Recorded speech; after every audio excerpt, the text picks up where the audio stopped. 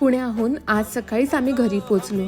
घरी पोचताच मी आधी बाल्कनी, बेडरूम वरचं सगळं क्लीन करून घेतलं आणि बॅग्स अनपॅक केल्या. आज मी माझ्या मोठ्या दीदीने दिलेला ड्रेस वेअर केलेला आहे.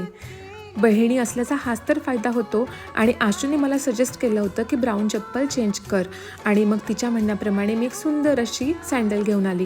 खाली येताच मी आधी सूर्यनारायणांना अर्घ्य अर्पण करते आणि मग तुळशी देवीची पूजा करते. आज गुरुवार आहे त्यामुळे मी तुळशीला कच्चं दूध अर्पण केलं आणि मग आपली रेग्युलर पूजा. तुमच्या तुळशीभोवती जर तुम्ही प्रदक्षिणा मारू शकतात तर खूप चांगलीच गोष्ट आहे, नाहीतर स्वतःभोवती एक प्रदक्षिणा मारली तरी पण चालतं. सो तुळशी देवीची पूजा करून झाली आणि मग देवपूजा करायला आत आले तर पाहिलं माझ्या सासूबाईंनी म्हणजे मम्मींनी ऑलरेडी पूजा केलेली होती. मग मी माझं रेग्युलर नित्यसेवा करून घेतली.